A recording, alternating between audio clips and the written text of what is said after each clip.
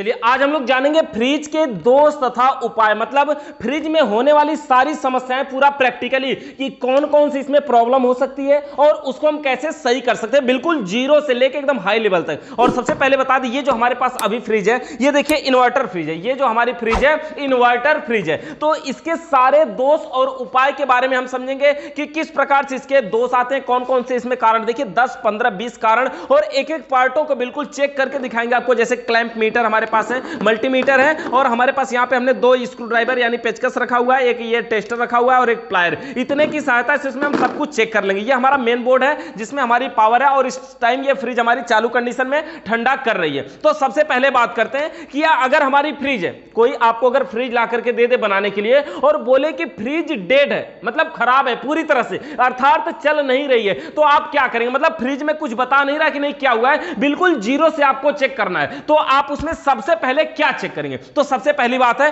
कि फ्रिज अगर पूरी तरह से डेड है तो हम क्या करेंगे? सबसे पहले उसको बोर्ड में सप्लाई देंगे और बोर्ड में सप्लाई देकर के क्या देखेंगे? सबसे पहले तो उसके बोर्ड के 5 पिन सॉकेट को चेक करिए कि जो बोर्ड है इसकी 5 पिन सॉकेट सही है कि नहीं। तो चेक करने के लिए आप टेस्टर का यूज कर सकते हैं, चाहे इसमें कोई बल्ब वगैरह लगा करके चेक कर सकते हैं, चाहे मल्टीमीटर से चेक कर सकते हैं, चाहे आप वोल्टेज इसमें चेक कर लीजिए, चाहे कोई चार्जर लगा के चेक कर लीजिए। मतलब कुल मिला के ये चेक करिए कि क्या ये 5 पिन सॉकेट सही है। अगर ये सही है तो इसमें वोल्टेज चेक करिए कि कितना वोल्ट लाइट आ रही है। हमारी जो फ्रिज होती है 200 वोल्ट पे काम करती है ना, ये इन्वर्टर टेक्नोलॉजी जो फ्रिज होती है ये 150 प्लस पे भी काम कर देती है, 170, 80 पे भी काम करती है। ये वाली फ्रिज हमारी इन्वर्टर फ्रिज है जिसको हम चेक करके आपको दिखाएंगे। तो सबसे पहले हमें चेक क्या करना चाहिए कि बोर्ड के 5 पिन सॉकेट को चेक करेंगे। अगर ये सही है तो फ्रिज के मेन लीड को चेक करेंगे। ये देखिए मेन लीड है, इधर से ले आइए दिखाते हैं। ये जो फ्रिज का मेन लीड है इसको हमें चेक करना है कि जो मेन लीड है ये सही है कि नहीं सही है। इसको चेक करने के लिए देखिए हमको क्या करना पड़ेगा, इस फ्रिज को खोलना पड़ेगा।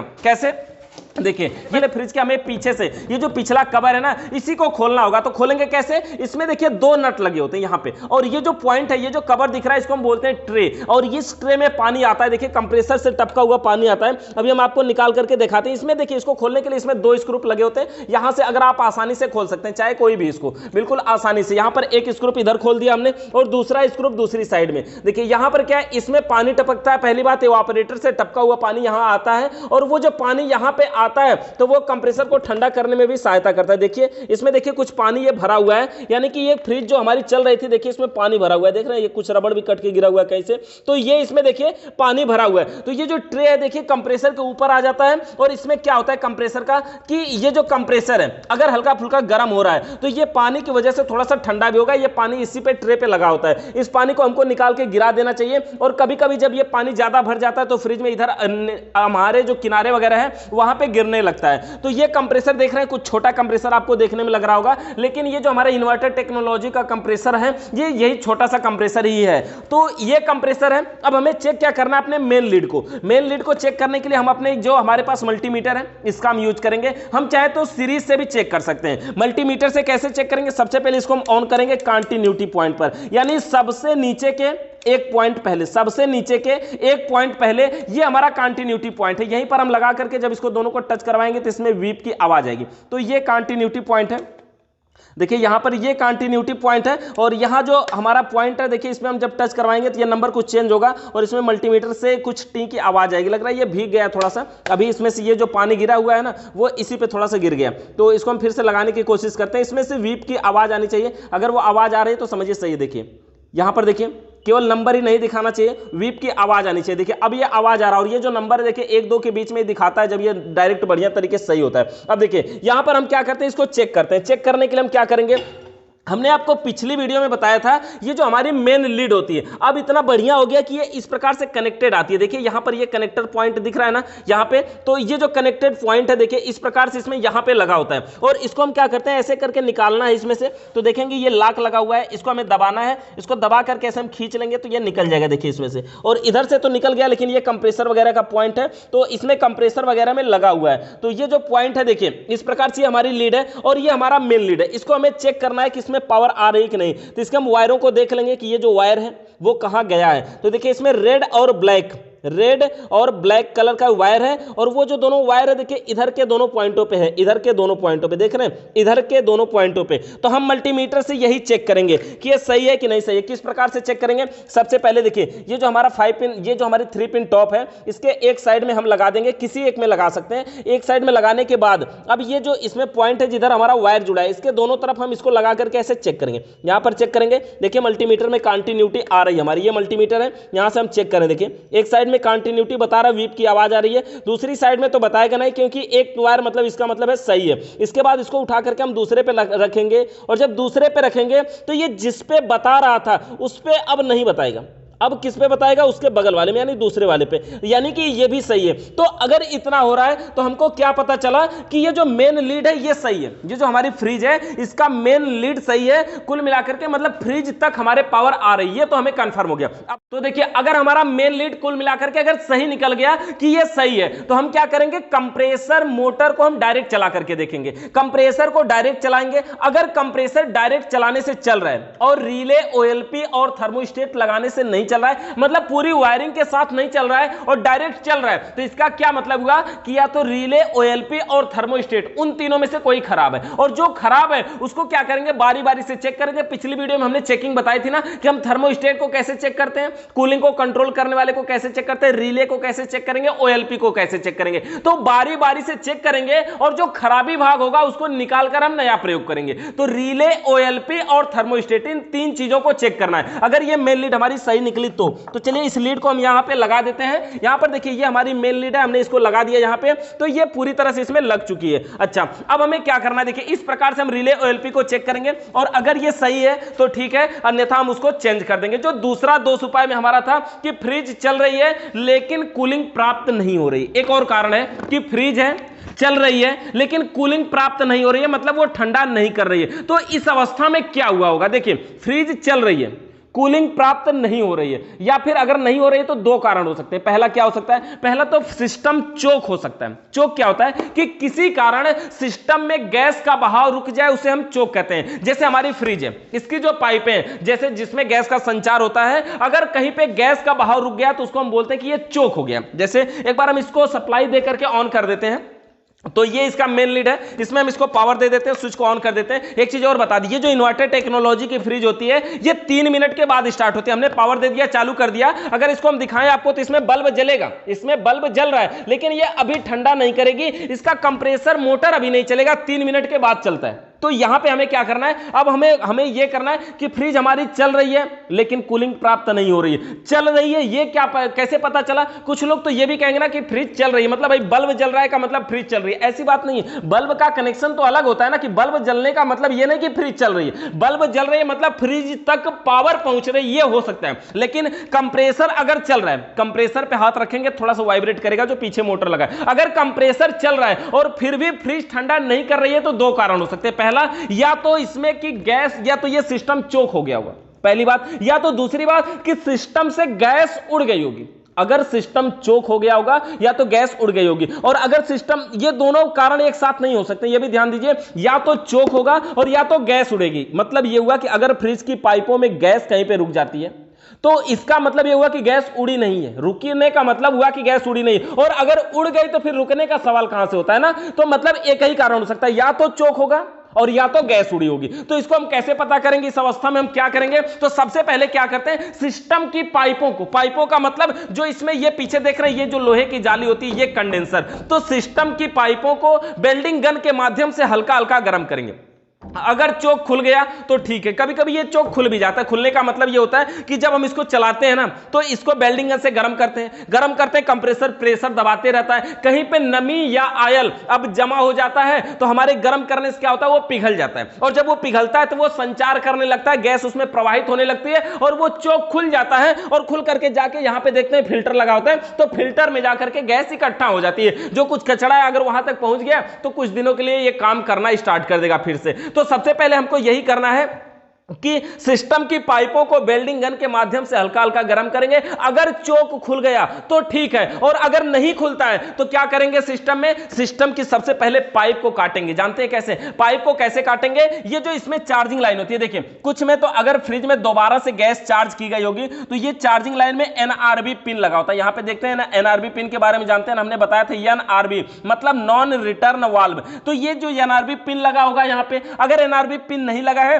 तो ट्यूब कटर से इस पाइप को हमको काटना पड़ेगा, ट्यूब कटर से इस पाइप को काटना पड़ेगा। और काटते समय हम देखेंगे कि क्या इसमें से गैस निकल रही है, लीक कर रही है, और अगर गैस निकल रही है तो इसका क्या मतलब हुआ, समझ में आ गया ना, कि गैस निकल रही है मतलब लीकेज नहीं है, चोक है, ये कंफर्म हो जाता है। गैस निकल रही है का मतलब क्या हुआ, लीकेज नहीं है, चोक है। लेकिन अगर गैस नहीं निकल रही है इसका मतलब है कि सिस्टम में कहीं ना कहीं पहले से लीकेज है। तो हम क्या करेंगे, अगर लीकेज है तो सबसे पहले वही हमारा कुल मिलाकर के अगर हम पाइप को काट दिए तो पांचों प्रक्रियाओं के साथ हमको फिर से गैस चार्ज करना पड़ेगा। मतलब पांचों प्रक्रियाओं में क्या है, फ्लैक्सिंग करना मतलब सिस्टम की पाइपों के अंदर के कचरे को बाहर निकालना, दूसरा है प्रेशर चढ़ाना मतलब लीकेज चेक करना, और तीसरा हमारा है वैक्यूम करना मतलब इसके अंदर की नमी को बाहर निकालना, और चौथा है गैस चार्ज करना मतलब इसमें हमें गैस भरना, और पांचवा है पिंच करना। यानी पांचों प्रक्रियाओं के साथ फिर से इसमें गैस चार्ज किया जाएगा। अगर यह हो रहा है यानी फ्रिज हमारी चल रही है लेकिन ठंडा नहीं कर रही है तो। और दोस्त नंबर 3 में हमने यहां पे लिखा है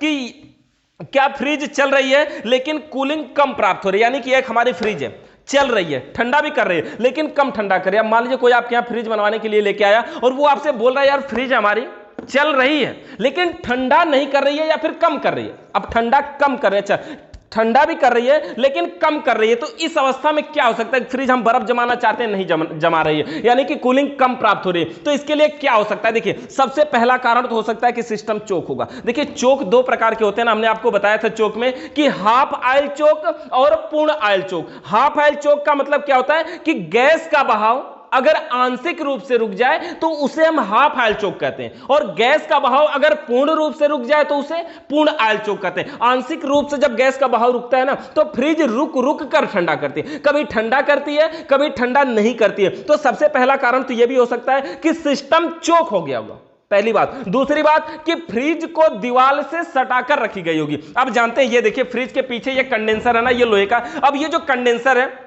अब ये जो कंडेंसर है ना ये वातावरण की हवा से काम करता है। मतलब क्या हुआ, इसके अंदर गैस का संचार होता है, ये पाइपें होती हैं इसमें गैस का संचार होता है, और जब इसमें गैस घूमती है तो ये कंडेंसर गर्म होता है। यानी जिस समय फ्रिज कार्य करती है उस समय आप इस लाइन को टच करेंगे तो ये गर्म होता है। ये गर्म होने का मतलब क्या हुआ, इसमें गैस का संचार होता है, ये गर्म होता है। ये गैस के यहां पे इसके अंदर क्या करता है, ये गैस को घुमा घुमा के ठंडा करता है और उसके अंदर को ठंडा करके वेपर से द्रव में बदलता है, मतलब भाप को पानी बनाता है। तो देखिए जब हमारी फ्रिज कार्य करती है उस अवस्था में ये कंडेंसर गर्म होता है, और अगर कंडेंसर को दीवार से सटाकर रखा गया होगा तो इसमें वातावरण की हवा नहीं लग पाएगी, और जब वातावरण की हवा इसमें नहीं लग पाएगी तो क्या होगा कि ये जो गर्म वो ठंडा नहीं हो पाएगा। देखिए ये फ्रिज है ना, छोटा सिस्टम है ना, कम स्थान को ठंडा करता है ना, इसलिए इसका कंडेंसर वातावरण की हवा से तो काम कर लेता है। यही कंडेंसर जब हम बड़े सिस्टम में प्रयोग करते हैं जैसे एसी में, तो वहां पे क्या होता है, इसके कंडेंसर के पीछे हमें पंखा लगाना पड़ता है, और जब पंखा चलता है तब जाके कंडेंसर को ठंडा करता है, तब जाके ये बढ़िया तरीके से गैस को वेपर से द्रव में बदल पाता है। मतलब ये हुआ यहां पे हवा की जरूरत है,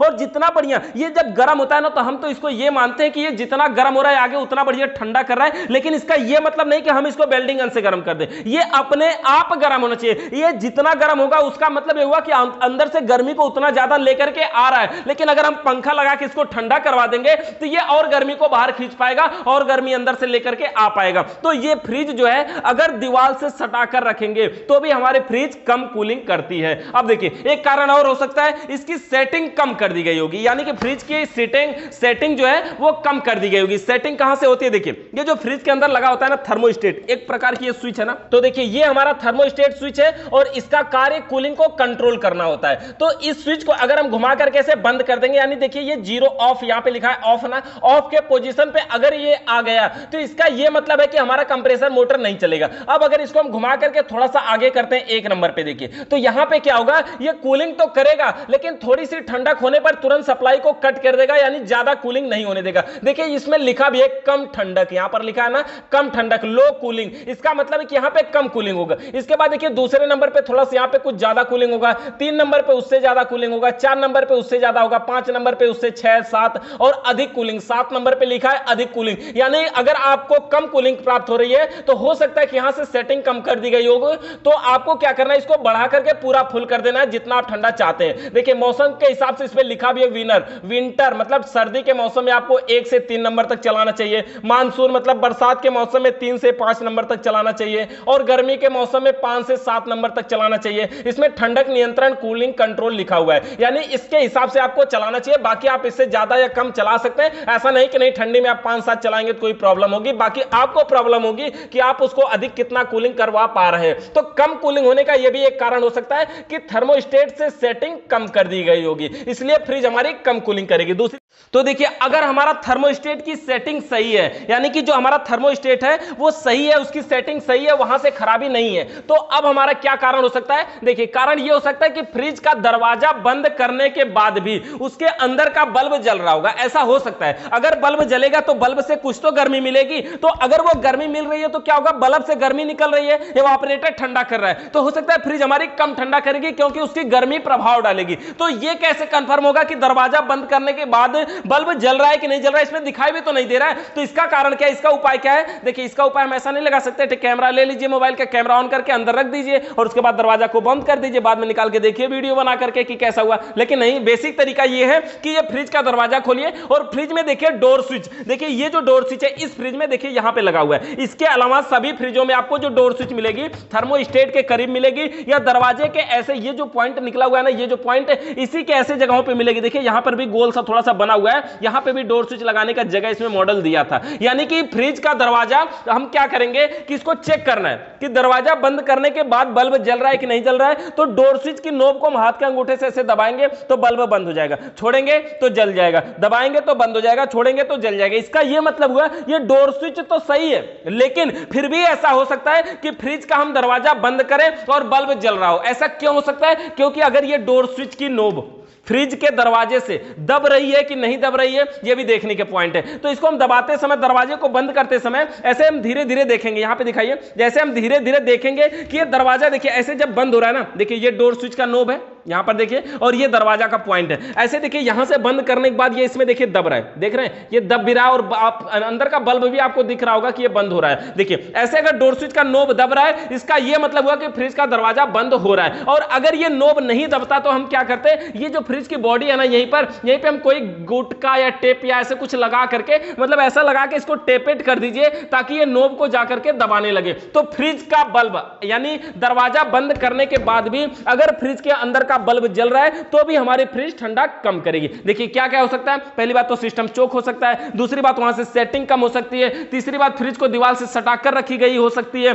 चौथी बात यहां से डोर स्विच का बल्ब फ्रिज का दरवाजा बंद करने के बाद भी बल्ब जल रहा होगा, चौथा एक और पांचवा कारण हो सकता है कि फ्रिज के दरवाजे का प्रयोग बहुत अधिक किया जा रहा होगा, मतलब बार बार खोल रहे हैं, बार बार बंद कर रहे हैं, बार बार इसमें कोई सामान रख रहे हैं और उसमें से निकाल रहे हैं। यानी कि अगर आप इसको खोलेंगे तो वातावरण की हवा इसमें प्रवेश कर जाती है। तो हमको क्या करना है, इसके दरवाजे का प्रयोग थोड़ा सा कम करना है। और एक कारण हो सकता है कि फ्रिज को ऐसी जगह पे रखी गई होगी जहां का टेम्परेचर वैसे ही बहुत ज्यादा हो, मतलब गर्मी हो, मतलब किसी ऐसे रूम में रख दिया गया हो जहां पे बहुत गर्मी रहती हो, जहां का टेम्परेचर मतलब समझिए जैसे कोई करकट वाला घर है, मतलब समझते हैं ना, जहां पे गर्मी अधिक मिल रही है, और अगर वैसी जगह पे फ्रिज को रख दिया जाए तो भी इसका कंडेंसर ठंडा नहीं हो पाता है, जिसकी वजह से बढ़िया तरीके से कूलिंग नहीं कर पाती है। तो इस प्रकार से हम फ्रिज को देखिए चेक कर सकते हैं कि फ्रिज कम कूलिंग कर रही है, तो ये सारे कारण हो सकते हैं। तो इन सब कारणों के बाद अगर हमारी फ्रिज फिर भी कम ठंडा कर रही है, यानी सबको हमने चेक कर लिया कि फ्रिज दीवार से सटाकर नहीं रखी है,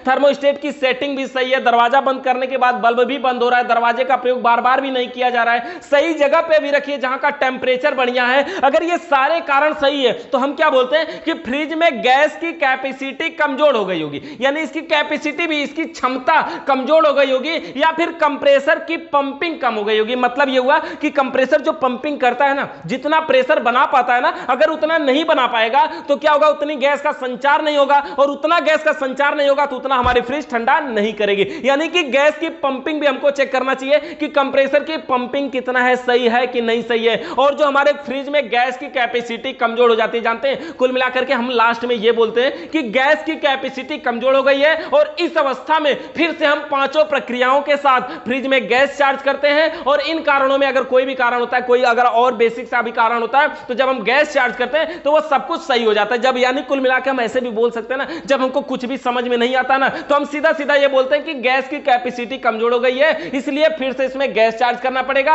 और दोबारा से हम गैस चार्ज करते हैं और देखते हैं कि क्या इसकी कूलिंग होती है। तो इस प्रकार से हम इसको चेक करते हैं। देखिए फ्रिज के अंदर अगर हम दिखाएं आपको, इसमें क्या लगा हुआ है, देखिए ये एवापोरेटर है, ये ठंडा करता है। ये ठंडा कर रहा है कि नहीं कर रहा है, देखिए इसको टच करेंगे तो ये ठंडा कर रहा है इस टाइम। देखिए यहां पे इसके देखिए एवापोरेटर के ऊपरी सतह पे देखिए इस समय ये ठंडा कर रहा है, देख रहे हैं ये ठंडा कर रहा है बिल्कुल। ये फ्रिज इस टाइम चालू के पोजीशन पे है, और देखिए यहां पर तो ये कूलिंग कर रही है, और इसका जो टपका हुआ पानी है देखिए वो एवापोरेटर में ही जाता है, और एवापोरेटर के नीचे एक ट्रे लगी होती है। देखिए ये जो छोटा सा पॉइंट आपको दिख रहा है ना, इसमें हम पानी रखते हैं और ये बर्फ जमाता है, इसमें बर्फ जमने के लिए ये यूज में आता है। और इसके अलावा नीचे एक ट्रे होती है,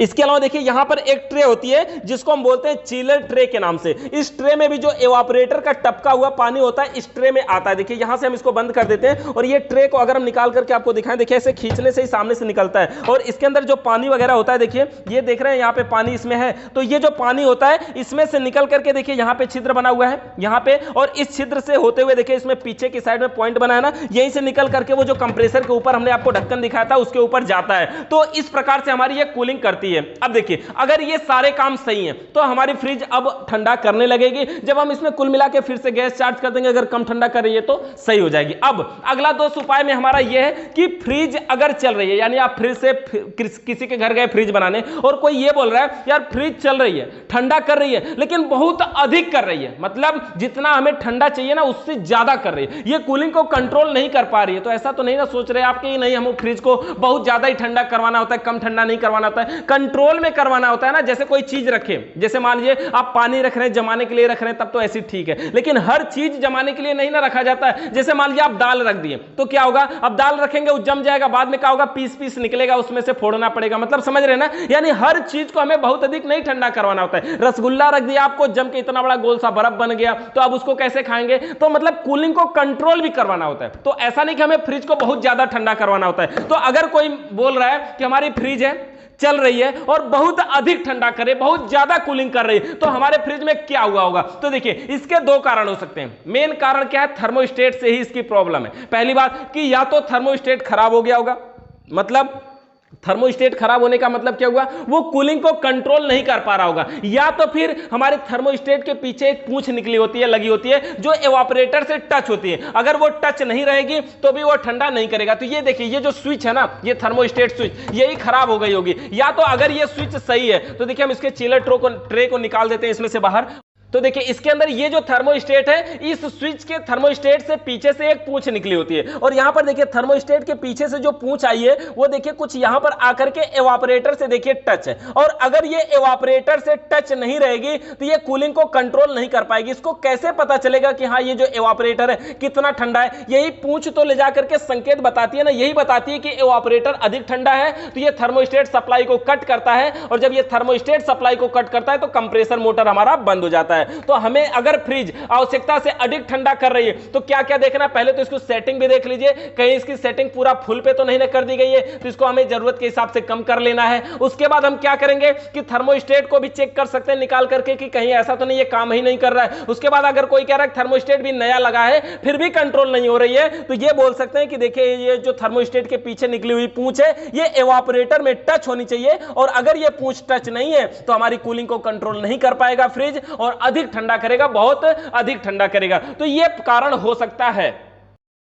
तो देखिए अगला कारण हमारा है कि फ्रिज चल रही है लेकिन कूलिंग रुक रुक कर प्राप्त हो रही है। यानी अगर कोई किसी के घर आप फ्रिज बनाने गए और वो बोल रहा है यार हमारी फ्रिज है, चलती है, ठंडा भी करती है लेकिन रुक रुक के ठंडा करती है, आज ठंडा कर रही है देखिए इस टाइम, अभी 2 घंटा बाद ठंडा नहीं करेगी, फिर कभी ठंडा करती है कभी ठंडा नहीं करती है, मतलब ये रुक रुक कर कूलिंग प्राप्त हो रही है। तो इसका क्या कारण हो सकता है? देखिए इसका सिर्फ एक ही कारण है, मेन क्या है? चोक। चोक चोक चोक क्या होता है? किसी कारण सिस्टम में गैस का बहाव रुक जाए उसे हम चोक कहते हैं। तो फ्रिज अगर रुक रुक कर कूलिंग प्राप्त हो रही है यानी कूलिंग प्राप्त हो रही है लेकिन रुक रुक कर ठंडा कर रहा है, तो इसका मेन कारण होगा कि सिस्टम चोक हो गया है। और चोक होने की अवस्था में हमने क्या बताया था आपको कि जब भी फ्रिज में अगर चोक हो जाता है तो हमारे पास एक ही उपाय होता है कि सिस्टम की पाइपों को वेल्डिंग गन के माध्यम से हल्का हल्का गर्म करेंगे। अगर चोक खुल गया तो ठीक है, अन्यथा पूरे सिस्टम को हम क्या करेंगे? 5 प्रक्रियाओं के साथ पुनः गैस चार्ज करेंगे, मतलब फिर से उसमें गैस चार्ज करेंगे। और 5 प्रक्रियाओं का क्या मतलब हुआ? फ्लेक्सिंग करना, प्रेशर चढ़ाना, वैक्यूम करना, गैस चार्ज करना और पिंच करना। ये 5 प्रक्रियाओं के साथ हम उसमें फिर से गैस चार्ज करेंगे। अब देखिए अगला कारण, अगर मान लीजिए किसी के घर फ्रिज बनाने गए और बोल रहा है कोई यार फ्रिज का दरवाजा बंद करने के बाद भी ना उसके अंदर का बल्ब जल रहा है, यानी ये फ्रिज है, इसका जो ये दरवाजा हम खोल रहे हैं तो बल्ब तो जल ही रहा है, दरवाजा बंद करने के बाद भी बल्ब जल रहा है, तो इसका तो नॉर्मली कारण है कि डोर स्विच का नोब दरवाजे से नहीं दब रहा होगा। पहली बात। 2 कारण हो सकते हैं, देखिए डोर स्विच खराब भी हो सकती है कि दबाने के बाद खराब है कि नहीं खराब है, ऐसे डोर स्विच की नोब को हम दबा करके चेक कर लेंगे। यहां से हम प्रेस करेंगे, ऐसे बल्ब बंद होना चाहिए, छोड़ेंगे जलना चाहिए। अगर ये सही है यानी डोर स्विच अगर खराब है तो सबसे पहले आप वायरिंग चेक करिए या डोर स्विच को चेंज करिए, बदलिए। लेकिन अगर ये सही है, ऐसे दबाने से ऑन ऑफ हो रहा है, तो क्या होगा? ये डोर स्विच का दरवाजा जो है ना, ये दरवाजा का पॉइंट जो है ना, ये डोर स्विच की नोब को दबा नहीं पा रहा होगा। अगर ये नहीं दबा पाएगा तो क्या होगा कि डोर स्विच के नोब अगर दबेगी नहीं तो बल्ब बंद कैसे होगा? तो हमें यहां पे क्या करना होगा? वही कोई टेपेट वगैरह लगा करके इसको चिपका देंगे। तो यानी अगर फ्रिज का दरवाजा बंद करने के बाद भी अगर बल्ब नहीं बंद हो रहा है तो मतलब है डोर स्विच का नोब नहीं दब रहा है या फिर डोर स्विच खराब है। तो इस अवस्था में हम इसको चेक करेंगे और सही कर लेंगे। अगला कारण एक और हो सकता है कि कोई फ्रिज है, बनाने गए और वो बोल रहा है कि यह हमारी फ्रिज है, लेकिन जब हम दरवाजा खोलते हैं तो भी बल्ब नहीं जलता, मतलब बल्ब जलता ही नहीं है। तो इसका क्या कारण हो सकता है? देखिए सबसे पहला कारण कि बल्ब फ्यूज हो गया होगा, बल्ब खराब हो गया होगा, बल्ब फूट गया होगा, यानी बल्ब होगा ही नहीं, या फिर डोर स्विच खराब होगी, ये डोर स्विच अगर सप्लाई को आउट नहीं करेगी तब भी बल्ब नहीं जलेगा, या फिर होल्डर उसका खराब होगा, जिस होल्डर में बल्ब लगता है अगर होल्डर खराब होगा। कुल मिला के बल्ब का कनेक्शन पूरा फाइनल चेक करना पड़ सकता है। यानी बल्ब को डोर स्विच को निकाल के हम चेक कर लेंगे सप्लाई आउट, या तो हम कैसे चेक करेंगे? डोर स्विच को निकालिए, दोनों पॉइंट को एक ही में टच करवाइए, देखिए बल्ब जल रहा है कि नहीं जल रहा है। जल रहा है इसका मतलब है कि डोर स्विच सप्लाई को आउट कर रही है। अच्छा जल रहा है और मतलब कि डोर स्विच लगाने पे नहीं जल रहा है और दोनों पॉइंट को टच कराने पे बल्ब जल रहा है, इसका मतलब है कि डोर स्विच खराब है, ये सप्लाई को आउट नहीं कर पा रही। लेकिन अगर दोनों तारों को टच कराने के बाद भी बल्ब नहीं जल रहा है तो समझिए खराबी डोर स्विच से नहीं कहीं और से है। बल्ब को निकाल लीजिए, डायरेक्ट न्यूट्रल फेस दे करके देखिए कि क्या वो बल्ब जल रहा है। अगर जल रहा है तो बल्ब भी सही है हमारा। तो अब हम क्या चेक करेंगे? होल्डर को चेक करेंगे। होल्डर को निकालिए, उसमें न्यूट्रल फेस दे करके देखिए कि होल्डर सही काम कर रहा है कि नहीं, दोनों पॉइंट उसमें टच हो पा रहे हैं कि नहीं हो पा रहे, उस प्रकार से आप होल्डर को भी चेक कर लीजिए। तो देखिए अगला कारण हमारा है कि फ्रिज चल रही है लेकिन इससे बहुत आवाज आ रही है, मतलब ये चलती तो है लेकिन खड़बड़ाने की आवाज आती है, मतलब घर में शांति के रूप में नहीं चलती है, इसमें से बहुत सारी आवाज आती है। तो फ्रिज में अगर आवाज आ रही है तो वो आवाज कहां से हो सकती है? देखिए आवाज आने का फ्रिज में एक ही जगह है, वो है कंप्रेसर मोटर। फ्रिज में देखेंगे आप सबसे पीछे जो लगा होता है ये लगा होता है कंप्रेसर, यहां पर इसका मेन मोटर है, देख रहे हैं ये लगा होता है कंप्रेसर, और ये कंप्रेसर से ही अगर फ्रिज में आवाज आती है तो आएगी, ये कंप्रेसर मोटर से। अब कंप्रेसर में कहां से आवाज आएगी? देखिए या तो कंप्रेसर सट बैक हो गया होगा, या तो ये कंप्रेसर सट बैक हो गया होगा। सट बैक का मतलब समझते हैं? किसी कारण से अगर कंप्रेसर जाम हो जाए उसे हम सट बैक बोलते हैं। और देखिए इसके अलावा कंप्रेसर हमारा क्या होगा? सट बैक हो गया होगा। या फिर कंप्रेसर के नीचे यहां पे दिखाइए, देखिए कंप्रेसर के नीचे रबड़ लगा होता है, यहां पे 4 इसमें रबड़ लगे होते हैं, चारों पांव पे इसके नीचे रबड़ लगा होता है जिसको हम बोलते हैं ग्रोमेट रबड़। ये कंप्रेसर के नीचे रबड़ लगा होता है, अगर ये रबड़ कट गया हो तो भी हमारी फ्रिज से खड़बड़ाहट की आवाज आएगी। मतलब ये कंप्रेसर चलता है ना तो थोड़ी बहुत वाइब्रेट करता है, और अगर ये वाइब्रेट कर रहा है तो इसका ये मतलब हुआ कि यहां से आवाज आती है। और फ्रिज में अगर आवाज आने के 2 ही कारण हो सकते हैं, मतलब कुल मिला के आवाज जो आती है वो केवल कंप्रेसर से आती है, क्योंकि और ऐसा कोई इसमें पार्ट नहीं लगा है जो मोटर के रूप में हो, जो चलता हो, जिससे आवाज आती हो, ये हो सकता है। अच्छा अगला कारण हमारा यह है कि फ्रिज चल रही है लेकिन इसके बॉडी में करंट आ रहा है। मतलब अगर हमारी जो फ्रिज है उसके बॉडी में करंट आ रहा है, इसका ये जो बॉडी है ना इसके बॉडी में करंट आ रहा है। देखिए जैसे हम टेस्टर इसको अगर चेक करके दिखाएं तो देखिए अभी तो करंट इसमें नहीं आ रहा है, और सबसे ज्यादा करंट अगर इसमें हमें चेक करना है तो आता कहां है भाई, कोने कोने में देखते हैं। जो कोने में है, कोने में क्या होता है कि कभी कभी ये कोने में जहां है ना ये पेंट वगैरह छूट जाता है, तो यहीं पे करंट सबसे ज्यादा मारता है। जैसे ही थोड़ा टच होगा तुरंत करंट मारेगा। और जब भी इलेक्ट्रिक का काम करें देखिए नंगे पांव नहीं करना चाहिए, जूता वगैरह पहन करके ही करना चाहिए। तो यहां पर देखिए यहां पे करंट आने की संभावना सबसे ज्यादा होती है। तो हमें क्या करना चाहिए,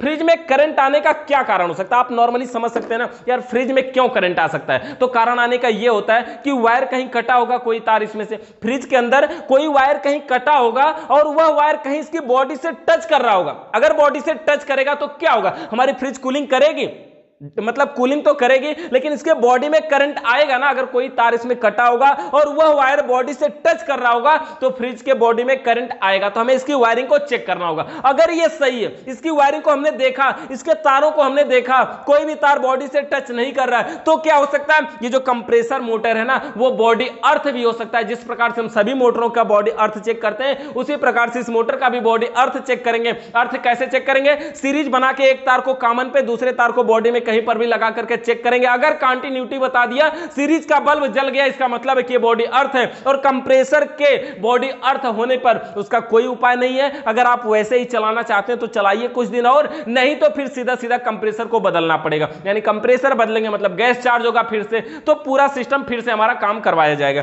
तो इस प्रकार से अगर फ्रिज की बॉडी में करंट आ रहा है तो हम इसको सही कर सकते हैं, देख सकते हैं। दूसरा अगला कारण ये हमारा हो सकता है, कोई ऐसा होगा कि फ्रिज के बॉडी पे पानी की बूंदें दिखाई दे रही हैं। मतलब कोई फ्रिज बनवाने लेके आया और ये बोल रहा है इसकी जो बॉडी है ना, ये जो बॉडी है ऊपर की या साइड में, ऊपर की या साइड में, ये जो बॉडी इस पे पानी की बूंदें आ रही हैं। तो ये कहां से आ सकती हैं, देखिए पानी की बूंदें फ्रिज के अंदर जानते हैं थर्माकोल लगा होता है। थर्माकोल लगने का मतलब समझते हैं, मोटा थर्माकोल लगा होता है जिसकी वजह से ये देख रहे हैं, ये जो कहीं पे सीन है ये थर्माकोल होता है। ये अंदर के टेम्परेचर को बाहर तक नहीं जाने देता। आरओ वाला पानी देखते हैं ना, 20 लीटर वाला जो डब्बा आता है उस डब्बे में पानी आता है, लेकिन सुबह से पानी शाम तक रख जाता है, फिर भी वो ठंडा का ठंडा ही रहता है। इसका क्या मतलब हुआ, जो बाहर का टेम्परेचर है वो अंदर के टेम्परेचर के संपर्क में नहीं आ पाता है, इसलिए वो बाहर ठंडा रहता है। जैसे देखिए हमारा 2 लीटर का बॉटल है, कोई ठंडा आप खरीद के लेके आइए और ठंडा को यहां रख दीजिए, पूरा बढ़िया से साफ करके रख दीजिए। थोड़ी देर बाद देखेंगे कि उस बॉटल के ऊपरी सतह पे पानी की बूंदें दिखाई देने लगती हैं। वो पानी की बूंदें कहां से आती, क्या वो बॉटल लीक कर रहा है, ऐसा तो नहीं ना, बॉटल तो लीक नहीं ना कर रहा है। तो पानी की बूंदें आई कहां से, आती इसलिए है कि अंदर कूलिंग है, अंदर जो चीज है वो ज्यादा टेम्परेचर माइनस में है यानी ठंडी चीज है, और बाहर का वातावरण मतलब नॉर्मल है। तो बाहर का वातावरण और अंदर की कूलिंग में जब टच होता है, जब संपर्क में आता है, तो अंदर वाली हवा उसको भी ठंडा बना देती है। और जानते हैं कि हवा को अगर ठंडा किया जाए तो पानी बनता है, और पानी को अगर गर्म किया जाए तो भाप बनता है। भाप को ठंडा करिए पानी बनेगा, पानी को गर्म करिए भाप बनेगा। तो वो भाप को ठंडा कर देता है, वातावरण की हवा को ठंडा कर देता है, जिससे वो पानी की बूंदों के रूप में दिखाई देता है। तो फ्रिज के बॉडी के ऊपर अगर पानी की बूंद आ रही है तो इसका यह मतलब हुआ कि फ्रिज के अंदर जो थर्माकोल लगा होता है वो कहीं कट गया होगा। अगर कहीं कटा होगा तो क्या होगा, अंदर का टेम्परेचर बाहर के टेम्परेचर के संपर्क में आ जाएगा, और अगर संपर्क में आ गया तो बाहर की बॉडी ठंडी होगी, और बॉडी ठंडी होगी तो पानी जो टकराएगा वो ठंडा होगा, तो वहां से पानी की बूंदें दिखाई देंगे। इस प्रकार से हम इसके बॉडी को चेक कर सकते हैं,